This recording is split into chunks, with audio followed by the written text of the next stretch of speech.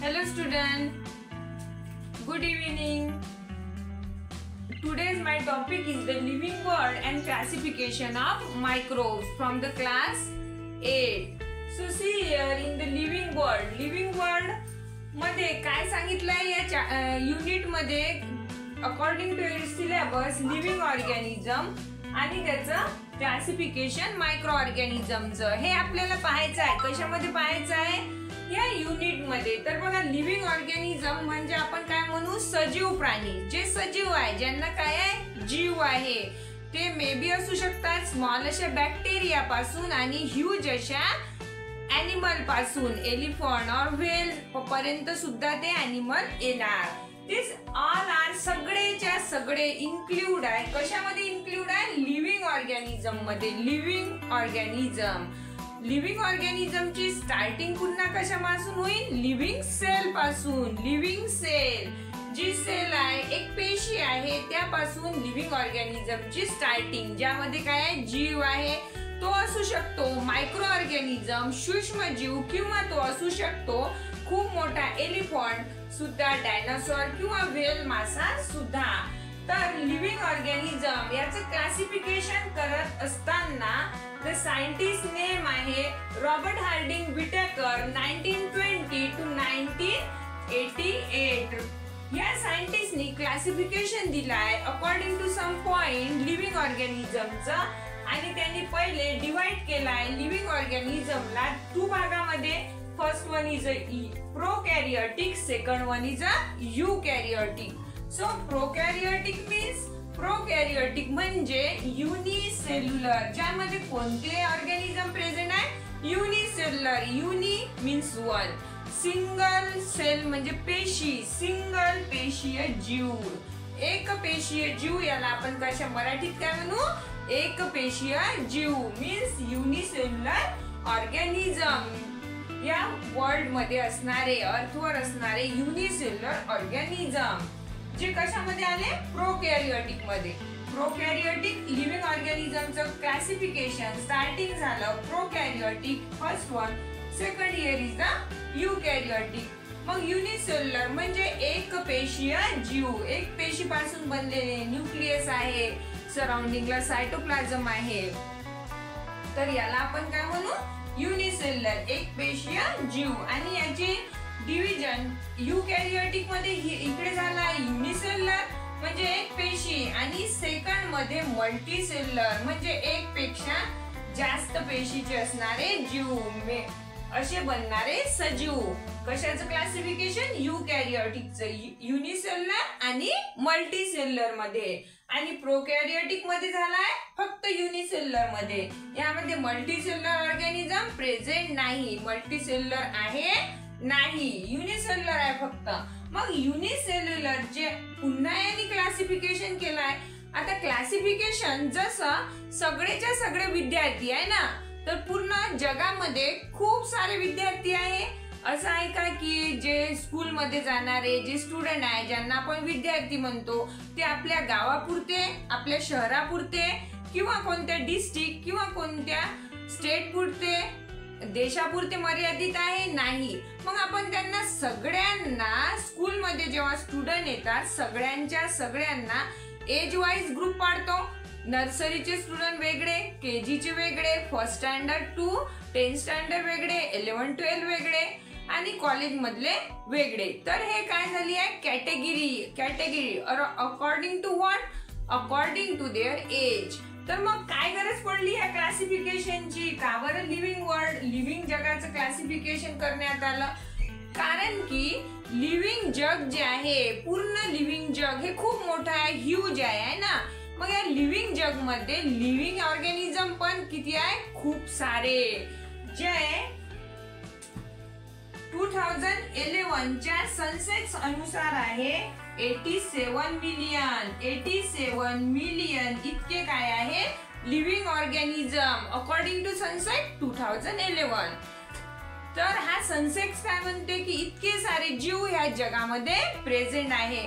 मग हे सगळे जर जीव प्रेझेंट आहे या जगामध्ये, तर त्यांची जर स्टडी करायची आहे आपल्याला, वेगवेगळी स्टडी आपल्याला पाहायचं आहे की कोणत्या ऑर्गॅनिझम जे आहे ते कोणते पाण्यामध्ये राहतात, सी वॉटर मध्ये राहतात. Some species are present in the river water, sea water, some present on a land. काही लँड मध्ये राहतात, ॲनिमल लँडवर राहतात, आणि काही पाण्यातही राहतात आणि जमिनीवर सुद्धा राहतात. आणि काही अशाही स्पेसीज आहे ज्या प्लांटवर प्रेझेंट राहतात आहे ना, किंवा काही हर्बिवोरस आहे जे काय करतात, जे गवत किंवा एखाद्या झाडाचा पाला खाऊन जगतात. किंवा असेही आहे जे फक्त फ्लेश, मीठ खाऊन जगतात, त्यांना आपण कार्निव्होरस म्हणतो. आणि असेही आहे जे दोन्हीला खातात, त्यांना आपण काय म्हणतो, ओमनिओरस. मग या सगळ्या ह्यूज ॲनिमलला. आणि काही असे पण आहे की जे आपल्याला डोळ्यांनी दिसत नाही, जे पॉइंट पेक्षा पण लहान आहे, एक अशा पॉइंट पेक्षा पण जे खूप लहान आहे, आणि त्यांना आपण काय म्हणतो, मायक्रो ऑर्गॅनिझम. जे आपल्या डोळ्यांनी दिसत नाही, त्यांना पाहण्यासाठी आपल्याला सूक्ष्मदर्शी म्हणजे मायक्रोस्कोपची गरज आहे. आणि या सगळ्या ॲनिमलची साईज वेगवेगळी, मोड ऑफ न्यूट्रिशन वेगवेगळं, according to their cell structure different. ह्या सगळ्या पॉइंट ऑफ व्ह्यू सायंटिस्टनी, रॉबर्ट या सायंटिस्टनी काय केलं, यांचं क्लासिफिकेशन केलं आहे. आणि या क्लासिफिकेशन मध्ये प्रोकॅरियोटिक, युकॅरियोटिक केले आहे अकॉर्डिंग टू देअर सेल. प्रोकॅरियोटिक मध्ये युनिसेल्युलर टाकला आहे, युकॅरियोटिक मध्ये युनिसेल्युलर म्हणजे एक पेशीय जीव पण टाकला आहे, आणि मल्टीकॅरियोटिक मध्ये एक पेक्षा जास्त असणारे सेल असणारे ॲनिमल सुद्धा टाकले आहे.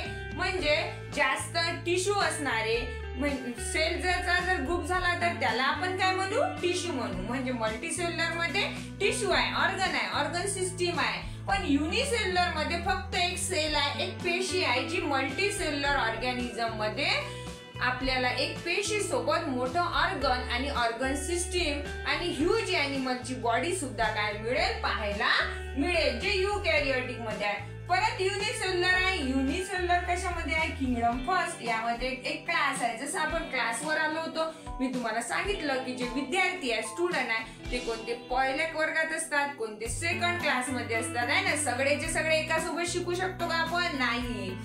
तर हे किंगडम कोणती आहे, Monera. This kingdom name as the Monero.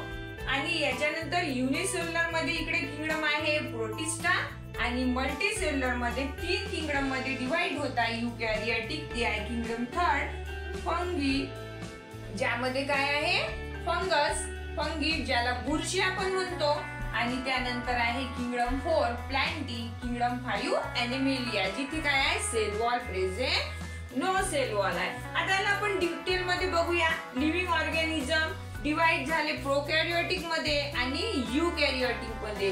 प्रोकॅरियोटिक आहे युनिसेल्युलर, सिंगल पेशीय जीव, किंगडम आहे मोनेरा. आणि युकॅरियोटिक आहे युनिसेल्युलर अँड मल्टीसेल्युलर. आणि युनिसेल्युलर ची किंगडम आहे, फर्स्ट नंबर या किंगडमला दिलाय मोनेरोला, सेकंड किंगडम दिलाय प्रोटिस्टाला. युनिसेल्युलर जीव आहे. डिटेल मध्ये स्टडी करू आपण. आता फक्त आपण क्लासिफिकेशनची स्टार्टिंग पाहत आहे.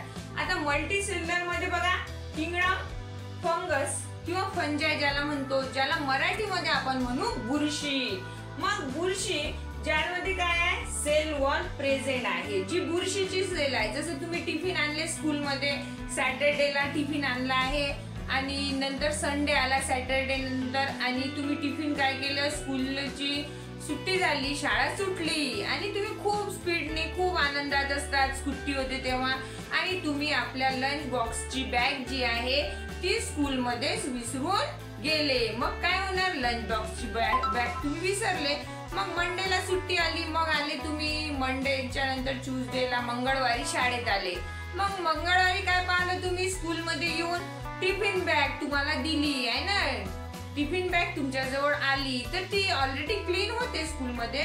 पण जेव्हा जर ती क्लीन करण्यात न आली आणि कोणाच्या लक्षात राहिलं नाही, तर तुम्ही त्या टिफिनला उघडून पाहिलं तर त्यामध्ये काही रिमेनिंग फूड असेल, जसं काही चपाती आहे, काही ब्रेडचे तुकडे आहे, तर त्याच्यावर तुम्हाला एक व्हाईट कलरची लेअर, जर एक दिवस झाला असेल व्हाईट कलर, आणि जर एक पेक्षा जास्त झालं असेल, आणि हे ऍटमॉस्फिअर जे आहे रेनी टाईपचं ऍटमॉस्फिअर, या ऍटमॉस्फिअर मध्ये काय राहणार, टिफिन उघडल्याबरोबर तुम्हाला त्या पोळीच्या, त्या फूडच्या पदार्थावर काय दिसणार, काहीतरी असा कलर देत, काहीतरी असा ब्राउनिश टाईपचा कलर, आणि तो म्हणजे काय राहणार, फंगस किंवा बुरशी. तर ही किंगडम 3rd मध्ये टाकली आहे लिव्हिंग ऑर्गॅनिझमच्या क्लासिफिकेशन मध्ये.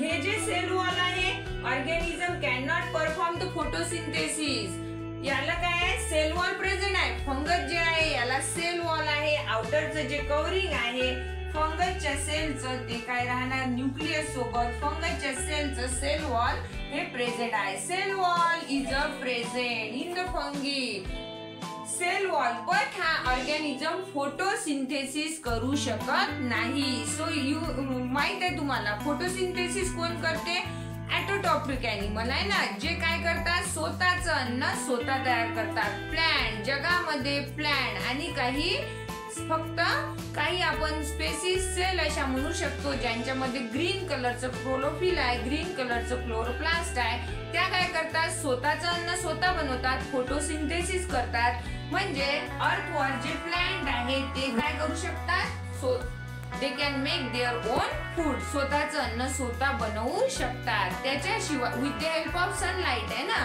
With the help of chlorophyll, with the help of sunlight, with the help of carbon dioxide, ते पण आपण डिटेल मध्ये पाहू. आणि फॉर्म काय करतात, ग्लुकोज अँड ऑक्सिजन आहे ना, फॉर्मेशन त्यांचा प्रोडक्ट. तर मग ही काय आहे, फोटोसिंथेसिसची एक रिएक्शन आहे, पण ती अब्सेंट कशामध्ये आहे, ती अब्सेंट आहे ह्या फंगस मध्ये. फंगस मध्ये ती रिएक्शन होत नाही. सेल आहे पण त्याला सेल वॉल आहे, पण फोटोसिंथेसिस तो टोटली अवॉइड करतो, म्हणून तो व्हाईट कलरचा असतो. आणि त्याच्यावर जेव्हा त्याच्या काही स्पोर फॉर्मेशन होऊन जातात त्याचा कलर ब्राऊन होतो. मग त्यानंतर आहे kingdom 4 plenty, sale wall present, त्यामध्ये काय प्रेझेंट आहे, सेल वॉल प्रेझेंट आहे.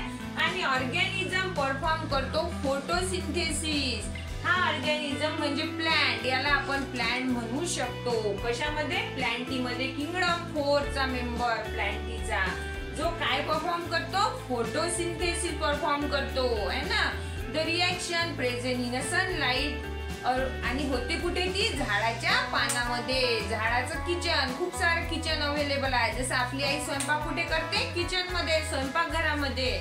तसं झाडाचं किचन कुठे असणार, झाडाचं किचन असेल त्या लीफवर, लीफ जे आहे तिथे. आणि तिथे तो काय करतो, क्लोरोफिल या पिगमेंटच्या साह्याने जे सनलाइट आहे त्याची रिएक्शन करतो, आणि त्यामध्ये CO2 रिक्वायर्ड आहे, आणि फॉर्मेशन करतो C6H12O6 या ग्लुकोजच्या मॉलिक्युलचं. तिथे आपल्याला काय मिळते, झाडाचं अन्न. झाड एकमात्र असं आहे, जर अर्थवर झाड नसेल तर अर्थवर जीवन असणार का, नाही, अर्थवर जीवन राहू शकणार नाही, अर्थवर जीव राहू शकणार नाही. याचं एकमात्र रिझन आहे की सन जे आहे ते काय आहे, ते आपल्याला सनलाइटची एनर्जी देतात, लाईट एनर्जी, आणि त्याच्या कन्व्हर्शन अर्थवर करणारा एकमेव आहे प्लॅन्ट. मग प्लॅन्ट काय करतो, हा किंगडम 4 प्लॅन्टीचा मेंबर, जो सोलर एनर्जी, सनलाइटच्या एनर्जीचं कन्व्हर्शन केमिकल एनर्जी मध्ये करतो. आणि जगामध्ये सगळ्यांना रिक्वायर्ड असते, मॅक्झिमम लिव्हिंग ऑर्गॅनिझम जे आहे,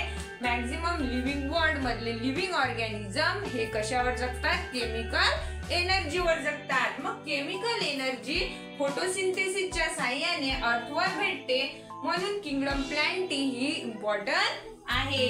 त्यानंतर नेक्स्ट किंगडम कडे वळूया, किंगडम 5 नंबरची ॲनिमेलिया. ॲनिमेलिया मध्ये सेल वॉल नाही, नो सेल वॉल, ज्यामध्ये काही ॲनिमल टाकलेले आहे. या सगळ्यांना आपण डिटेल मध्ये पाहू, आणि इथे आपण आता थांबू. So thank you.